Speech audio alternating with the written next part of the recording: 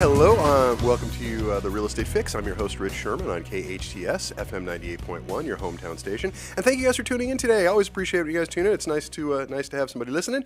I got good stuff to report today, all kinds of fun stuff. We're going to start with market stuff, as we always do on the show, first little segment. And there's not a whole lot of good news there, but we'll go over it. Some of the headlines are kind of interesting, so we'll go over some of that. I've got a special guest in studio today, a client we just got out of, or almost have her out of foreclosure. She's going to talk about her experience and kind of how we did that and stuff that you guys can learn from and you should be able to take advantage of as well. And we're going to end the show with something I'm really looking forward to. I'm having trouble not talking about it at the head of the show because there has been some major changes in California law in just the last 11 days. And we are definitely going to spend some time talking about that a little bit today. But we may be seeing at long last, we may have a light at the end of the tunnel, and it's not the head of an oncoming train this time around. We may be putting an end to zombie mortgages in the state of California. So we will see. We'll talk about all that good stuff and a whole lot more today. So let's get right into it because, as usual, got more show than we have time for, especially with these changes in the law that literally just took place that nobody knew about. We were all caught flat-footed by this. But it's good stuff, though. It's going to really, really help the consumer. And there are a lot of you guys out there who may not even know it yet, but this law is going to make your life a better place. And we'll go over why at the end of the show. So listen through the whole show to get that part. But let's start at the beginning. So let's see. The market. What is going on in the market? Well, pretty much normal stuff as we've been talking about for the last couple of weeks, last couple of months, actually. The market is softening. If you're a seller, it's not a good time for you, because you should have sold your house 6 months, 3 months ago, and I told you to. Because if you're a seller and you're looking to sell now, the bottom line is prices are softening. They're starting to come down. They just are. We're down already in the Santa Cruz Valley about 1.5%, and that number is going to fall a little bit further by the end of the year. The only antidote to that would be a drop in the interest rate, and it would have to be a heck of a drop. So we will see. But like there are current headlines going on about this sort of thing. And they make it sound a lot worse than I think it's going to be, but it is always a good idea to pay attention to the headlines because this is what people see. So, first one we got is from the good people at MSN, and they are warning about a housing mega crash. That's the title, Warning About a Housing Mega Crash. The National Association of Realtors said in a recent report, home sales across the U.S. have plummeted to the lowest level in 16 years. May of 2025 was recorded as the slowest May for existing sales since 2009. Sales fell 0.7% compared to the same month last year and are likely headed for a free fall across the country. Now, with all due respect to my friends at NAR, of which I'm a proud member, I don't know that we're going to see a free fall across the country. Housing prices are still pretty sticky. The housing prices are still pretty high. They're starting to come down. But I don't think we're looking at 2008, 9, and 10 redo. I really don't think that. I think prices are going to come down. And I think a lot of sellers who are used to putting their houses on the market for more than they're worth and waiting for the market to catch up to them are looking to sell in 5 or 10 days, and it just happens super quick for top dollar. Those days are over. I'll put it to you this way. For the last 5-6 years, it has been about a 90-10 split. 90% seller's prerogative, about 10% buyer's prerogative. And that number has shifted. Now it's about 60-40 buyer, and it's going to keep going the other way. Buyers have more options now. Before I get further into the article, let's get some of the data in here. In California alone, the number of listings on average is up about 40%. That is a huge number. There are 40% more houses on the market right now than there were 90 days ago. And that is a lot of properties coming to market. And it's basic supply and demand. Even if demand remained constant, which it hasn't, demand has decreased as well because the interest rate is way too high. Having an interest rate at 7% or 6.8 or even 6.75 is just too high for most people. So demand has gone down a bit, and now supply has increased. Well, those of you who've never taken economics, just to let you know, it's pretty simple stuff. When supply increases and demand decreases, for sure, prices come down. That's the way it works, and that's definitely where we're at. So, according to NAR, potential buyers are scared off by a rocky economy, rising HOA fees, and high mortgage and insurance rates. Didn't even talk about insurance, which has gone through the roof, forcing sellers to slash prices. Median home prices are up 52% compared to May of 2019, but over the same period, wages gained over 30%. So let's hear that. Housing prices have gone up 52%, wages have only gone up 30%. That is a mathematical incongruity that the economy will have a chance to correct on its own. And it's doing that by lowering prices. Home sales are only at 75% of what they were pre-COVID, said NAR chief economist Lawrence Yun, who, by the way, if you ever see that name, Lawrence Yun, pay attention to what he is saying. He's the chief economist for the National Association of Realtors. There are a couple of economists for various agents.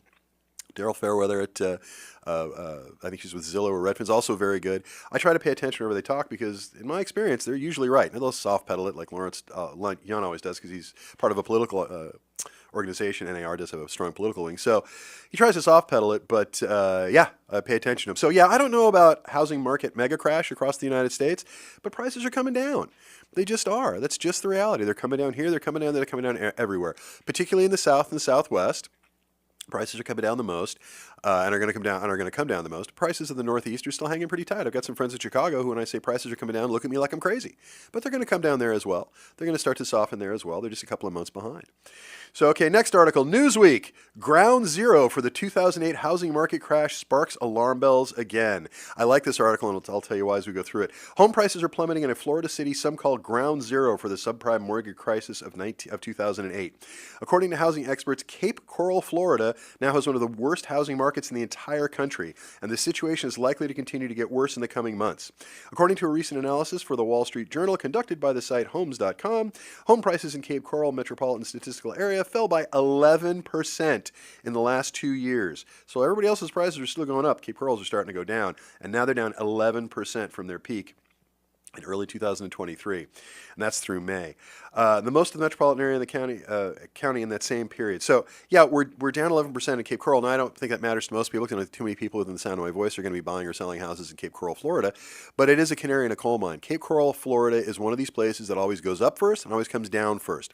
And they've got additional problems with insurance and stuff in Florida in particular that are making it worse. But if Cape Coral has dropped 11% over the past 2 years, we may be looking at the future of housing for California. We may follow the same trend. I don't think we're going to see a full 11% drop or anything near that over the next 24 months. I think maybe 5 to 8% might happen, maybe 6%, somewhere in there. I think before the end of the year, we're going to be down about 2%, maybe 3%. I've been saying that for quite some time. And for those of you who are having me measured for a rubber room when I started saying this in January, let me just say this. I was right and you were wrong, haha. I don't enjoy being right about prices going down, but again, I get this online all the time. There's one guy who loves. He refers to me as a derogative version of Nostradamus, which I think is funny as hell. I enjoy it very much. I think he stole it from a television show. He calls me Nostradamus, which I think is great. But again, this isn't prophecy. It's just math. It's just math. If supply goes up, especially if it goes up quickly, which it's doing now. Number of houses on the market, in the resale market now, is highest it's been in the last 3 years, and it's gone up a ton just in the last couple of months. And demand, even if it remains constant, which it hasn't, demand is still falling. There aren't as many buyers in the market right now as there were 2 years ago, as there were a year ago. That's just the reality. So again, supply goes up, demand goes down. There's only one way that works out. That's prices come down. So again, not prophecy, just math. All it is. But anyway, so Cape Coral is a town I pay attention to just because it is often the canary in the proverbial economic coal mine that can sometimes be the housing market. So that's why I pay attention to it. Here's another good one. June housing trends, delistings jump 47% as sellers quit the market. This is another sure sign that prices are dropping. This is according to Realtor.com, and this is just yesterday. Delistings jumped 47% nationally in May from a year earlier, and a sign that sellers would increasingly rather wait than negotiate. According to Realtor.com, economic research team's last monthly housing trends report, year-to-date delistings are up 35% from the same period in 2024.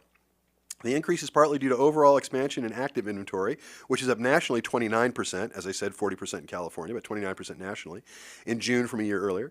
Delistings are outpacing new listings, with 13 homes delisted in May for every 100 homes hitting the market. That's up from 10 homes for every 100 in 2024 and 6 for every 100 in 2022. So again, people are not selling their houses. They're getting frustrated. They're taking them off the market. Now, those of you who are pulling your houses off the market because you think it's going to get better in a year, you're making a mistake. You are 100% making a mistake. The only thing that would change the current trajectory is if interest rates drop, and they'd have to drop quite a lot. Having said that, even a little bit of a drop, which we had, and we can talk about that in a minute, which we had last week, brought out some refi business, which is good. Brought out some buying. That was just a little drop. So a really good drop would actually move the market up, and the prices would stop falling. But failing that, prices are going to keep coming down. That's just the reality. And you haven't even seen the beginning, because what happens is when prices start to fall for the first 6 months, even though prices are going down and people are complaining about it, it's not the same kind of slide. After that, you see more and more price reductions and it becomes more of a slide. It sort of starts to feed on itself. So the prices become even lower than they otherwise would. And whether that condition exists, I don't know. We'll see. We'll know in the next couple of months, but it's looking that way. Okay, here's another one. And this is again going to impact prices because a large part of the market, especially in Southern California, is fed by first-time buyers. What tends to happen is somebody comes in and they buy their first little house or their first condo, and then the person who sold that moves on to their next iteration, which is maybe a bigger house or a bigger townhouse, or maybe their first house from a condo. But they move up, and without that first domino, without that first buyer knocking that first domino over and making that first purchase, none of the rest fall. So first-time buyers are a huge part of the market, especially in Southern California, because we have an outsized number of first-time buyers in this state every single year, except the last couple. And this is going to make it worse. So this is from Money Talks News, and this is also just yesterday. Massive FHA staff cuts threaten home buying process. And that doesn't sound like a terribly sexy article that most people would read, and I'm sure most people didn't. I did, and I already knew this, but the Trump administration plans to cut 40% of Federal Housing Administration workers through its Department of Government Efficiency initiative, which, I don't know, I guess one day we'll get the full tally on this, but so far it doesn't look like that DOGE has done anything but sow confusion and cause problems all over the place. It doesn't seem like they've saved a whole heck of a lot of money, really. But anyway, as a result of that initiative, layoffs of this scale could trigger automatic processing delays. It already is. And FHA closing times and applications could start to take even longer. Experts warn the cuts may force stricter lending requirements, including higher credit scores and larger saving requirements. In other words, most first-time buyers in our area utilize a program called FHA. It stands for Federal Housing Authority. A couple generations ago, it was the loan you got if you never owned a house before. But you no longer have to be a first-time buyer to use it. But the big difference with FHA is it's 3.5% down, not 5 or 10%. It is in the conventional market. And most importantly, it's easier to qualify. FHA loans allow more of a back-end ratio. In other words, you can have more debt. With less income and you'll qualify. You can go to 52, 53% on an FHA loan. Most conventionally, you have to be under 50. There are exceptions, of course. It's easier to qualify. The interest rates are pretty solid. It's kind of your basic first-time buyer loan, although, like I said, lots of people use it when they're not first-time buyers, and it's just a great government loan. When most people say, I got a good government loan, what they're talking about is FHA. Now, one of the problems built into FHA is the time frames. So as a realtor, I can tell you, if we get multiple offers on a property and one of them is FHA, that deal is going to take longer to close. You can close the average conventional deal in about 30 days, 25 days, something like that. FHA typically is going to be about 45. So they're already at the outer limit of what people are going to be willing to put up with in the length of an escrow. And now that process is going to be longer because the Trump administration, in their infinite wisdom, has decided, for reasons that are completely alien to me, that they need to lay off 40% of the people working at the FHA administration. I already know I had a client where we needed to get a variance on something where we call FHA and get that sort of taken care of. No one's at the desk.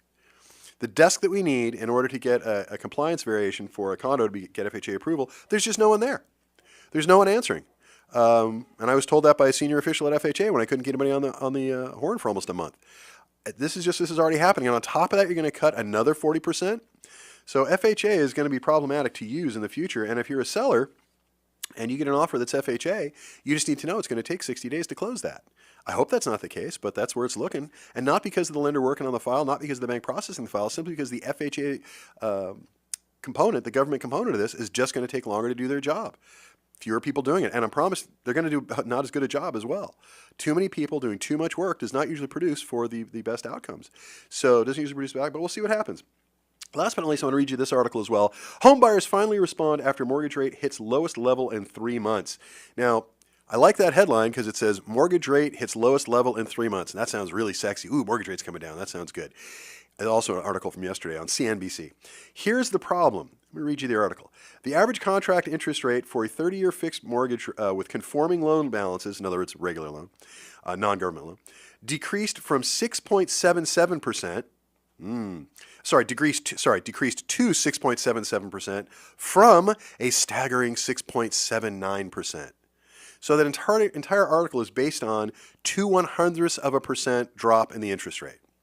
Now, we'll take it, but that's not much of a difference to most people. In an $800,000 mortgage, that drop equates to about $80 a month. So that's not really helping a whole lot of people, but okay. But even a little drop Applications to refi a home rose 9% last week and were 56% higher than the same week 1 year ago. Well, 1 year ago, the interest rate's even worse. Applications for mortgage to purchase a home also rose 9% for the week and were 25% higher than the same week 1 year ago. But again, those are just applications. Those aren't people who are in escrow. Those are people applying to get loans so they can go buy a house. It's pre-qualification stuff. And a lot of those people are going to be stymied by the market because they're going to see how much their payment is at that number. My point is, so you've got an entire industry. CNBC is running around, a lot of other outlets as well, very, very excited about a 0.2% of 100th percentile drop in the interest rate. You know, the difference between 6.77 and 6.79, frankly, most people aren't going to notice when they're putting together a loan. You'll notice when you go to make a mortgage payment because they'll save you a couple of bucks, but not a lot. I mean, maybe enough to go out to In-N-Out with a family of 4. That's about it. So, yeah, 6.77 or 6.79 is nothing to shout about because the rates have been so high for so long, it becomes something to shout about. And again, this is just more evidence to what I'm talking about when it comes to supply and demand. The demand is going down right as the supply is going up. And what that leads to is a weakening real estate market. The prices are coming down. Now, it needs to be a combination of things. We need the prices to come down a bit, we need the interest rate to come down a lot, and then we'll get back to being a healthy market. As I've been saying for years now, the interest rate needs to get down to under 6% for a healthy market. I'd like to see it around 5.5. We had a shot at getting there by the end of this year. We certainly had a shot at getting down under 6.5 by the end of this year, and then the new administration came in and started with some of the most ridiculous and most embarrassing, dangerous economic policies I've ever seen, because if somebody can explain to me how the tariffs work and how that's going to be good for the United States and not bad for the consumer, I'd love to hear it. And that would have to be somebody who doesn't work on Trump's payroll because, and again, I really try to keep my political opinions away from the show because it's real estate. For me, it's balls and strikes. It's numbers. Again, math, not prophecy. But in this case, the tariffs are just goofy. The tariffs are going to cause inflation. As a result, the Fed cannot lower the rate. The Fed exists as a bulwark against inflation.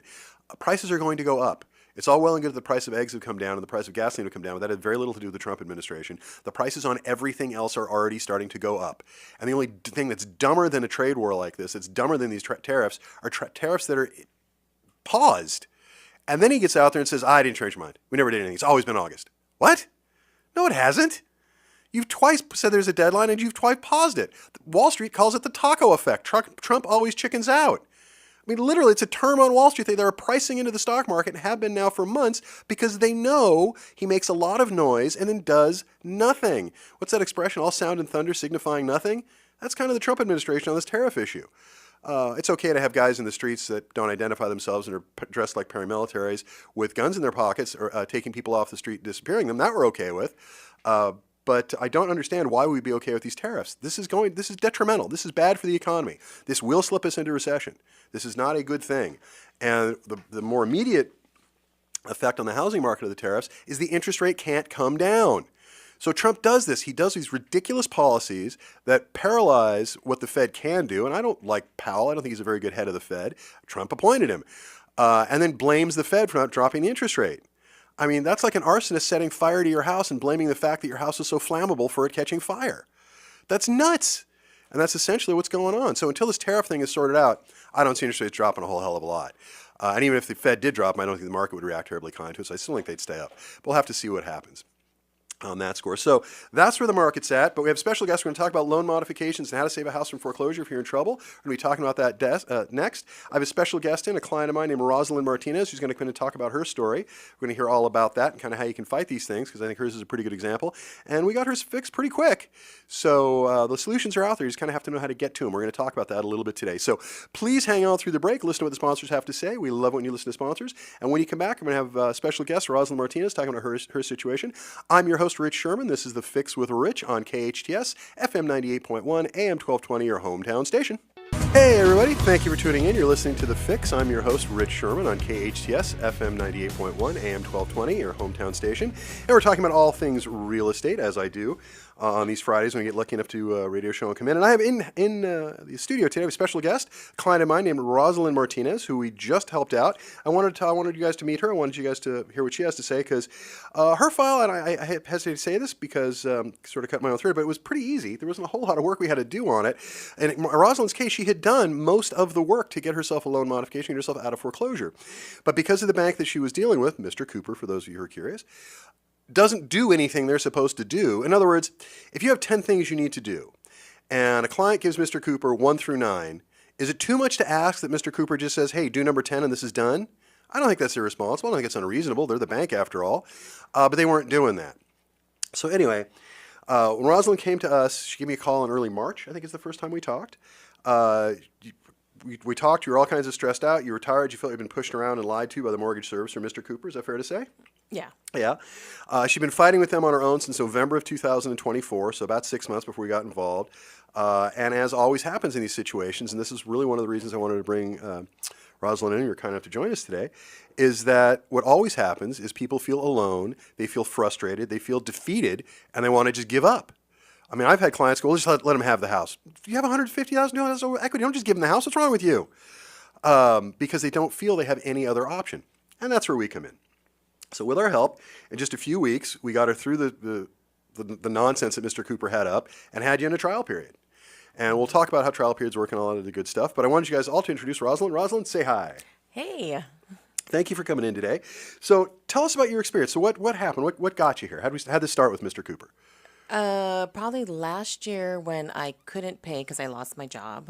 So I went delinquent for a couple months. I asked for, some kind of like a forbearance, but they wouldn't let me until I was delinquent like 2 or 3 months. And I'm thinking, okay.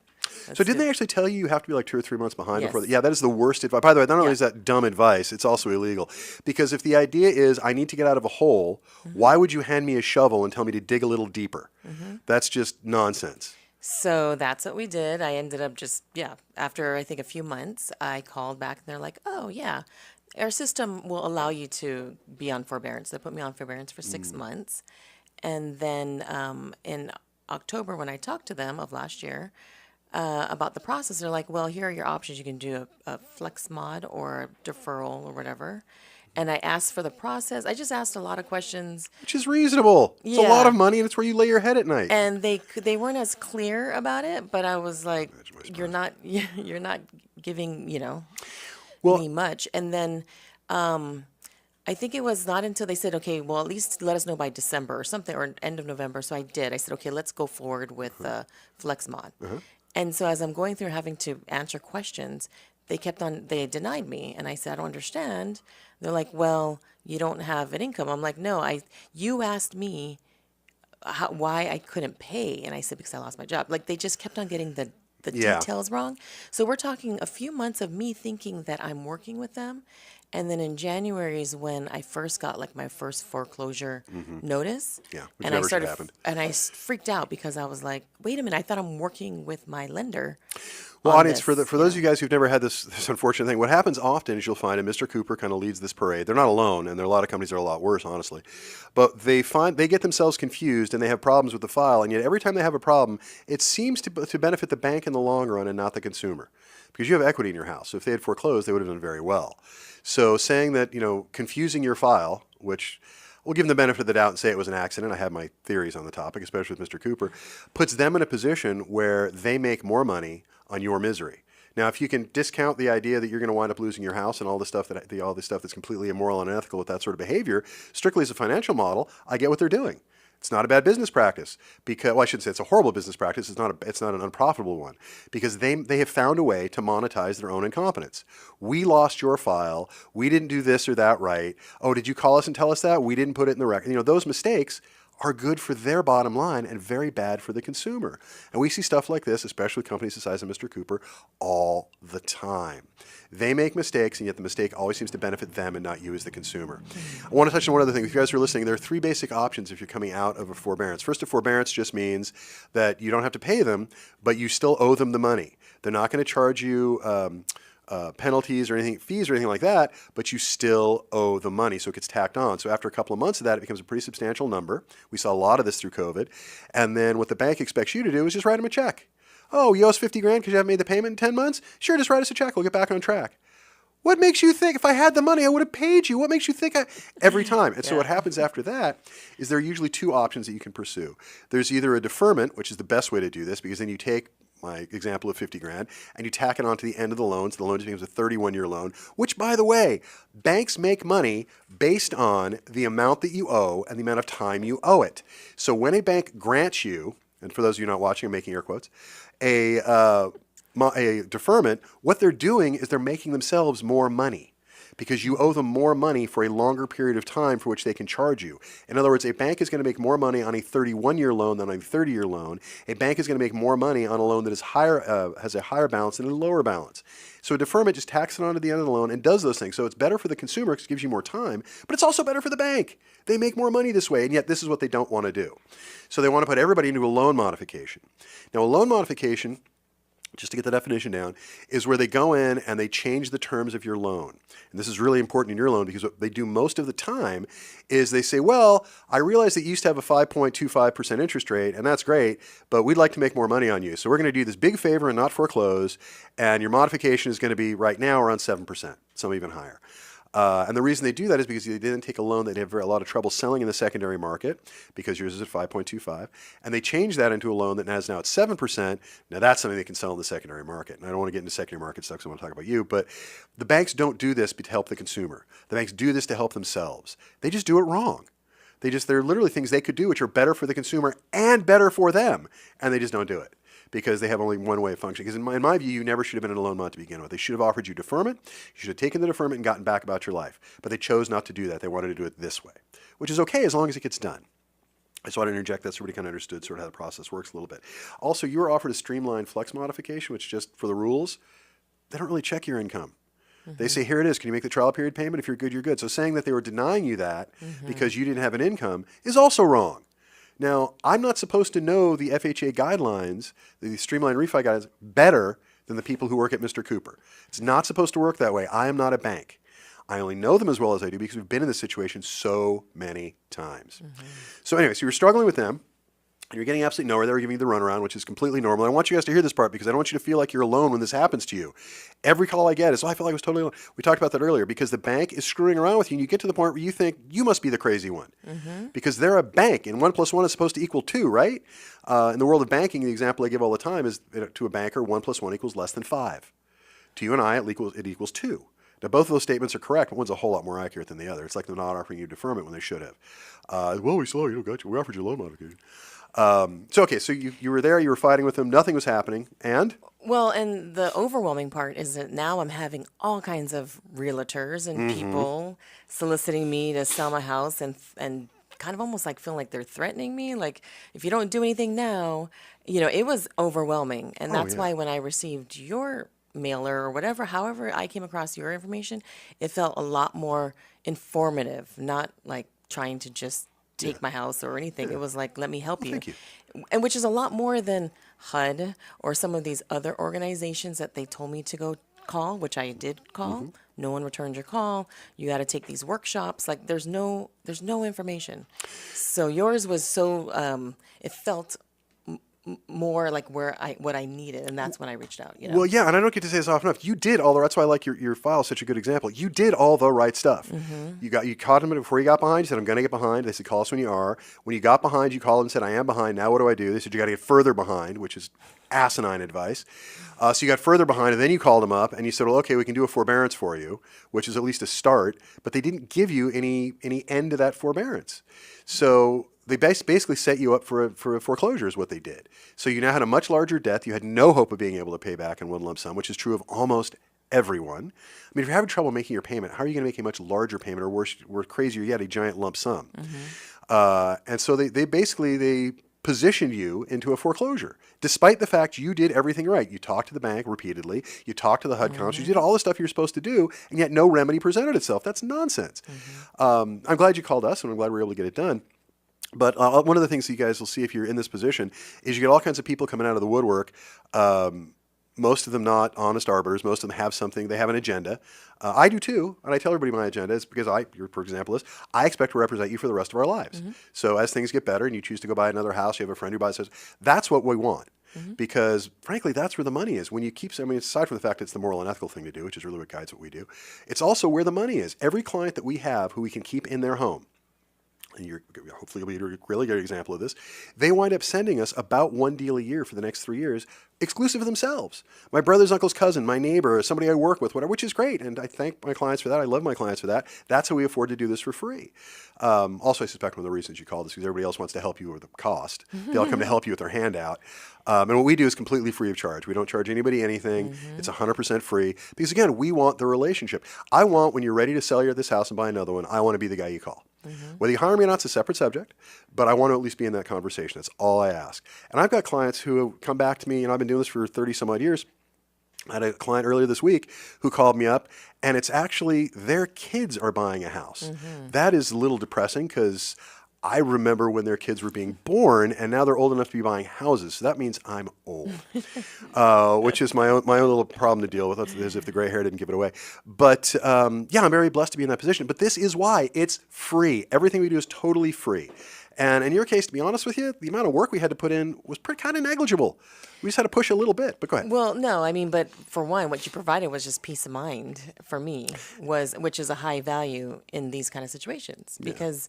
You know, when you're going through this, you really think you're going to lose your house, and all the thoughts of like, I'm going to be homeless, and then I have 2 sons who are now adults, thankfully, but they still come home and Well, it's still their house. Yeah, and I remember you asking me like, well, why don't you want to sell, or about selling? Yeah. And then I explained to you I had 2 sons, and I would love this to eventually be a rental property or for them, and then you sided with that, which I love, as opposed to other people would have been like, I don't know why you just don't sell it, whereas you were like.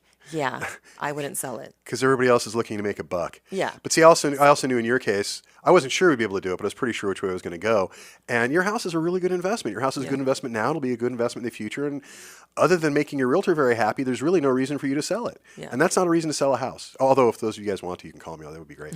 But the reality is, it's a decision that you need to make, not that I or anyone else needs to make. Yeah. I think the problem that you were having is you didn't know what your options were. You'd heard a lot from a lot of different people, and you heard a lot of bad information from the bank, but you didn't really know what your options were. And I can't tell you the number of people call me from all over the country. I can't represent people who are outside of California, but people call me from all over the country asking me a lot of similar questions. So it's up to you. It's not up to me. It's not up to anybody but you. And of course, everybody else that has an interest in you selling your house wants you to sell your house.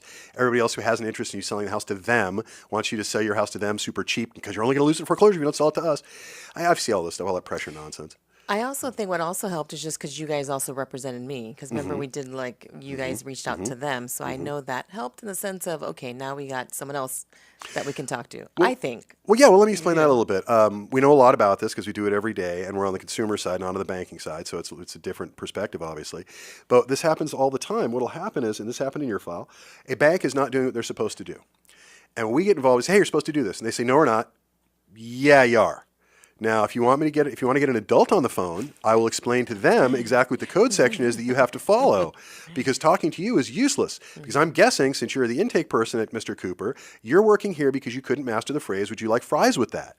Because if you had mastered that phrase, you'd be making more money managing McDonald's down the street, and you'd probably get treated better than you are at Mr. Cooper. And Mr. Cooper's one of the better banks. There are a lot of banks a lot worse than that. So that's the kind of people you're dealing with. So sometimes you can get them on your side, but if you can't, you go to the next level. And in your case, they were flat out breaking the law. You're not allowed to tell somebody. Please, if you guys are listening, please hear this. You're not allowed to tell somebody, stop sending us money, then we can help you. Aside from that being a ridiculous idea, it is also illegal in California to tell somebody not to make their mortgage payment. A bank is not allowed to tell you, we will only help you if you don't make your mortgage payment or don't make more of your mortgage payments. So when you kind of know that going in, it gives you some leverage. And in your case, everything was there. All of the components for a loan modification were there the day we first talked. And again, I mean, I like meeting you. It's less fun to work for you. But there was no reason for that. Mr. Cooper should have handled this on their own. There was absolutely no reason that it should not have taken you as much of the time that you took out of your life for this, and you certainly didn't need me for this. But you did because Mr. Cooper's bad at their job. So then what happened? And then they reached out and asked. They said, "Oh, we're gonna work with you. Yes, as if by magic. We're gonna offer the Flex Mod." Yeah. And that's when I reached out to you and I said, "Okay, I need you to look this over because I don't know if this is a good deal. It seems like it, but like It is pretty good. I mean, meaning because I don't know again." What I'm signing, but also it also is my only option in a way right now. But so I wanted to feel again like, okay, I'm stepping into something that's at least I could breathe, you know? Well, in your case, we got them to continue the 5.25% interest rates, which is a great rate. So you're well under market rate there. They took, of your balance, they took a little over $100,000 and they made it deferred. So what that means is you're not servicing it. So there'll be a balloon payment at the end, but it's also not going up. So it just sits there frozen in time and you don't make payments on it and it doesn't go up. So, because there are only three components that make up a mortgage. There's time, there's the interest rate, and there's the amount borrowed. That's it. Those are the three components. So if they're not going to extend time or anything else, they have to cut the amount that you owe, so they do a deferment. They leave the interest rate the same. So now your former mortgage payment was, what, $4,200, something like that? It went up in that time, so 45. Yeah, 4,500. Okay, $4,500. And then on the new mod, everything included, all your impounds and everything else, you're at 3,800. So it saved you a couple of bucks, which is great. Saves you about $700 a month, which should be helpful, which is what a mod's supposed to do. It gives you a permanent solution. The only downside is in roughly 30 years, you're going to have a balloon payment of 100 and something thousand to deal with. But again, it doesn't go up. It just sits there frozen in time. So, which is actually something that I didn't realize because I'm thinking, remember I asked you that question, like if I come into some money, should I pay that down or should I, you know, which is a very interesting Sure. information. And it just really depends on how much money you're talking about. Every situation is different. We can talk about that when the time comes. Yeah. But anyway, so you guys, I hope you learned something from Rosalind's story here because this is what we do. She's not quite out of foreclosure yet because the modification hasn't signed off on it, but she will shortly. And then she'll be out of foreclosure. You'll be back on track, out of foreclosure, all is well. Off my credit. Yes, most importantly, and no longer in danger of foreclosure, so you and the boys get to keep the house. So, and all the equity they're in. So this is what we do. So if you're having trouble with a mortgage or anything else like that, please give me a call, 661-714-1400. Again, 661-714-1400. That's my personal cell phone number. You can reach me at that 24 hours a day. And this is what we do for people. So I'm very glad we were able to help you, Rosalind. Thank you for coming in today. I appreciate it. Yeah, listen to the break, guys. When we come back, we're going to talk some more. You're listening to The Real Estate Fix. I'm your host, Rich Sherman, on KHTS 98.1 FM, AM 1220. Hey everybody, thank you for listening to The Break. You're listening to The Real Estate Fix. I'm your host, Rich Sherman, on KHTS, FM 98.1, AM 1220, your hometown station. And we've been sitting here with my special guest today, Rosalind Martinez, who's a client of mine, and somebody who we just about got out of foreclosure, but got a loan modification all set up for. And if you guys were listening before the break, you heard her story about what she's been going through with the good people at Mr. Cooper and kind of the nonsense they put her through. We're just about at the end of the process for her. We have a loan modification in hand, which she's got to sign and send in. And we were talking about kind of the benefits of that loan modification. And just to catch up, when you usually get a loan mod, the banks want market value and sometimes higher because that's their opportunity to take your low interest loan and transform it, do you a favor, and yet transform it into a much higher interest loan, which they make more money on, and they can sell in the secondary markets and things of that nature. So that's usually the kind of offset. But in this case, largely because of their own inaction, inactivity, and mistakes, we had a much better modification out of Mr. Cooper than I think otherwise would have happened. So you continue to keep your 5.25% interest rate. Your payment is about $700-800 a month lower than it was before, and they took a deferred balance, which is what means that they take a chunk of the loan, in this case about $100,000, a little more, and they carve that off the loan. It's still on the loan, but it's not a second mortgage or anything. It's still part of the first, but it just sort of sits there frozen in time. So it doesn't gain interest. It doesn't go up. The amount will be the same 30 years from now as it is now, but it also doesn't go down because you're not paying it. But you are servicing the rest of the loan. So it's a pretty good deal for most people depending on what the numbers are. And in your case, I think it's a really solid deal because you're still well under market. You certainly couldn't rent your house for what your payment's going to be, which is kind of the whole point. And most importantly, you get to keep it and continue to build equity and all that other good stuff for you and your boys. So we were talking a little bit during the break. One of the things that happens when you're dealing with a servicer that's really underhanded is they're supposed to assign you what we call a SPOC, S-P-O-C, single point of contact. Now, I'm not sure which one of these words is confusing to the various banks. I don't know if it's single or point or contact, but one of those words clearly confuses them because what happens constantly is, who is it? Yeah, there was a name. Do you remember who it was that you were originally assigned? Oh, there was two. They changed. Yeah, which you're also not supposed to do. But what constantly happened in Rosalind's case, is, I'm certainly want to hear from you about this, but they would assign a SPOC to you, and then did you ever speak to the SPOC that was assigned, ever? They may have called once, but when I call in to speak to them, they're never available. And you leave a message and nobody ever calls you back. Well, no, the people I'm talking to, they're like, oh, I can help you. Oh, yeah, but you're not my SPOC, and you're not supposed to have my file. Oh, I have it here on the screen. Yeah. Do you? Yeah. So in 8 months of trying to do this by yourself, you talk to your SPOC, you got to have SPOC call you back once. Yep. Yeah, that's about right. That's actually a little bit higher average than most. So although it is the law, and it's contained in the Homeowner Bill of Rights and other places, that the bank has to assign you a single point of contact, a lot of the big banks, small banks too, but especially the big banks, don't. Because why should they do that? Because they feel it's more advantageous for them, because again, we talked about how when a bank is able to monetize their own mistakes, that they're better off not having someone for you to talk to. They're better off having you frustrated, alone, annoyed, stuck in a bureaucracy, so they beat you down to the point, because it is war, beat you down to the point where you're going to give up. And I've certainly had clients that there's nothing I could do. And their files were fine. They should have been able to sort this out. It's because of incompetence at the bank and an unwillingness at the bank to help that gets you in this position. Yeah. So, but in your case, we're just about there. So, anything else Mr. Cooper did that you want to talk about before we move on to the next topic? I want to talk a little bit. Aside from not giving you a SPOC, not giving you a load modification, anything they're supposed to do. And by the way, just so you guys listening, it took us less than a week to get this fixed.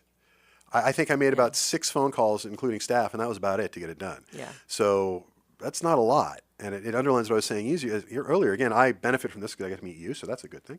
And thank you. Mm-hmm. But it was totally unnecessary. Yeah.